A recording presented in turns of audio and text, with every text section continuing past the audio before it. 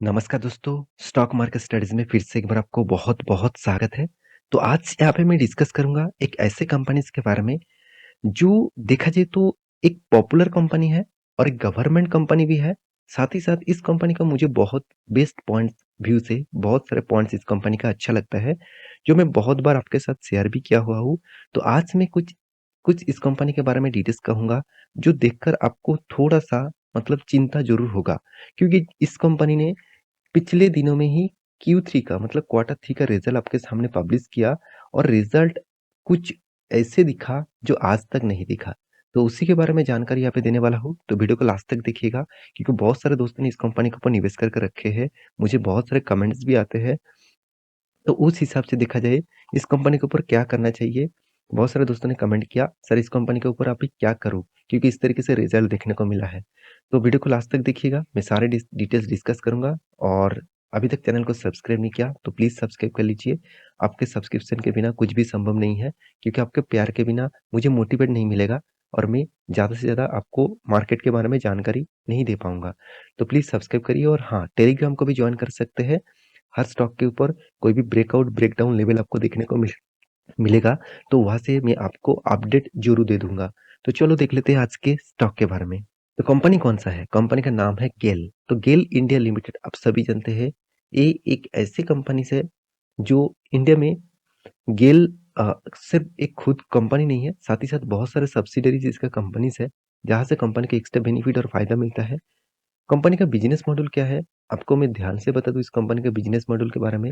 Company start हुआ था 1984 से और कंपनी गवर्नमेंट कंपनी है, मैं पहले ही बता चुका हूँ और कंपनी टोटली आप देख सकते हैं इंटीग्रेटेड नेचुरल गैस के ऊपर काम करते हैं। तो natural gas distribution, natural gas manufacturing, साथ ही साथ पाइपलाइन्स इस तरीके से प्रोजेक्ट के ऊपर कंपनी काम करते हैं। कंपनी ओवरऑल देखा जाए तो its own over 11,500 kilometre natural gas pipeline, मतलब 11,500 किलोमीटर तक कंपनी नेचुरल गैस को पाइपलाइन से बिछा चुके हैं। कंपनी ओवरऑल देखा जाए तो 2,300 किलोमीटर एलपीजी के पाइपलाइंस बिछा चुके हैं। देखिए एलपीजी मतलब लिक्विड पेट्रोलियम गैस।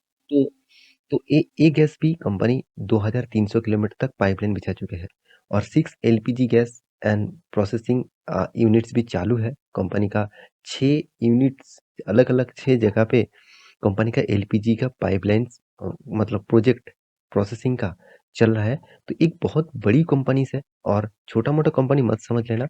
62,500 करोड़ का इसका मार्केट कैप है। और ध्यान से एक चीज़ देखना, कंपनी का जो बिजनेस मॉड्यूल्स है उस हिसाब से आप देखेंगे कंपनी का natural gas trading and marketing, मतलब कंपनी बेचते भी है और मार्केटिंग भी करते हैं, जहाँ पे सबसे ज्यादा कंपनीज का रेवेन्यूज आते हैं 76.5%, जो मार्केट में बाकी कंपनी इसको टक्कर नहीं दे पाए। जो यहाँ पे पेट्रोकेमिकल्स के ऊपर उतना खास परफॉर्मेंस नहीं करता, फिर भी 7.5% के आसपास मार्केट कैप है। नेचुरल गैस ट्रांसमिशन के ऊपर 7.5% के आसपास। साथ ही साथ एलपीजी जो लिक्विड पेट्रोलियम गैस है एंड लिक्विड हाइड्रोकार्बन्स है उसके ऊपर 5%। एलपीजी जो ट्रांसमिशन है उसके ऊपर 1%। सिटी गैस के ऊपर 0.83% एंड अदर्स के ऊपर 1.4%। तो सबसे ज्यादा कंपनी का बिजनेस चलते हैं, बिजनेस के रेवेन्यूज आते हैं, वो है natural gas trading and trading and marketing.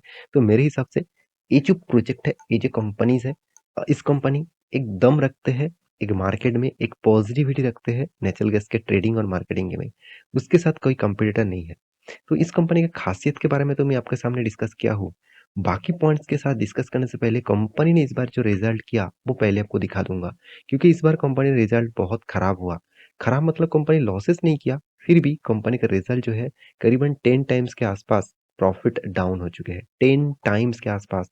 तो आज तक ऐसे कभी नहीं देखने को मिला है। फर्स्ट टाइम कंपनी इस तरीके से काम किया। तो चलो मैं आपको डिटेल्स में दिखा देता हूँ। तो मैं डायरेक्ट बीएससी की वेबसाइट से इस न्यूज को मतलब इस डेटा को डाउनलोड किया हूँ, तो आपको दिखाने के लिए। तो ध्यान से इसको देखना। टोटल जो कंपनी का इनकम हुआ ऑब्वियसली करोड़ों में है, 36,389 करोड़। चलो ठीक है, पिछले बार 38,969 करोड़ था, ये भी ठीक है। पिछले साल में 26,500 करोड़ था। इसका मतलब कंपनी का जो इनकम है वो अच्छा खासा देखने को मिला इस बार पिछले सालों से। पिछले क्वार्टर को बीट नहीं कर पाया, थोड़ा सा कम प्रॉफिट यहाँ पे हुआ है। फिर भी टोटल कंपनी के एक्सपेंस के बारे में बात करूँ तो टोटल एक्सपेंडिचर के बारे में बात करूँ तो कंपनी का जो एक्सपेंस हुआ, जितना इनकम हुआ है उसी के आसपास कंपनी ने एक्सपेंस कर बैठे। और पिछले सालों में भी जितना इनकम हुआ है उसी के आसपास एक्सपेंस था, मतलब पिछले क्वार्टर में उसी तरीके से एक्सपेंस था। पिछले सालों के एक्सपेंस बहुत कम था और इसी से ही कंपनी का फिगर आउट चेंज हो गया, क्योंकि एक्सपेंस करने के बाद कंपनी को तो टैक्सेस भी देना पड़ेगा। तो टोटल टैक्सेस पे करने के बाद हाथ में आया net profit for the period. अब net profit for the period को देखेंगे कितना, 397 करोड़। जो पिछले बार कितना था, 1300 करोड़। पिछले साल में था 3800 करोड़। तो सोचिए करीबन 10 टाइम्स कंपनी का प्रॉफिट डाउन हो चुका है। 10 टाइम्स प्रॉफिट डाउन होना कोई आम बात नहीं है। इतने बड़े कंपनी अगर इस तरीके से हालत करेंगे तो मार्केट के ऊपर एक बड़ा नेगेटिव पॉइंट्स देखने को मिलेगा। क्योंकि देखिए अर्निंग पर शेयर के बारे में बात करूं फेस वैल्यू के 1 रुपया के हिसाब से, तो इस कंपनी का हालत देखिए पिछले बार कितना था, 5.68 था इसका अर्निंग पर शेयर। मतलब पर शेयर में कंपनी करीबन 5.5 रुपीज करके कमा रहे थे। एक शेयर के ऊपर कंपनी 5.5 रुपीज कमा रहे थे। और इस बार कितना, ओनली 60 रुपीज 65 पैसे के आसपास। तो कितना गुना कम हो गया आप सोचिए। इतना गुना कम हो जाएगा तो कंपनी के ऊपर एक भारी भरकम प्रेशर देखने को मिलता ही है। पिछले बार 2% था तो चलो फिर भी तो ठीक ठाक था। इस बार तो इतना खराब हो गया कि रिजल्ट बहुत खराब मतलब देखने को मिला है।